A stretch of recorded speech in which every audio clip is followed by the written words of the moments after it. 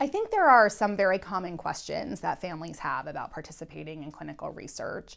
Obviously, some of the questions are kind of more basic around how do I know if I qualify? How do I get in touch with someone about expressing interest?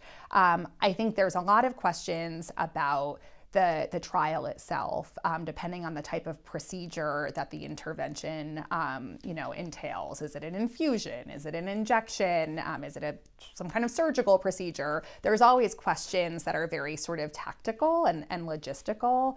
But I think really one kind of unifying theme across patient communities that I've interacted with is it really comes back to this idea of like, I'm not sure if I should do this or not. It's really that kind of underlying question of even if I qualify, how do I decide if I should participate? And I think especially when we're talking about potential one-time treatments where it's not something you can decide to stop taking.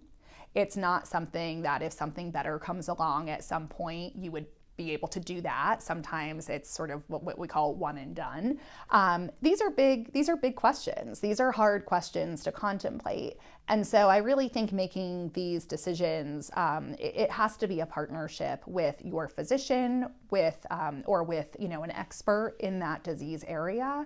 I think companies and sponsors of research have an obligation to provide unbiased education about the procedure, about the mechanism of action. What is it about this particular disease that we're trying to modify? How do we go about doing that? What are the unanswered questions? And sometimes I think knowing what the research is trying to accomplish, all of the unknowns, can be actually the most helpful part of making that decision.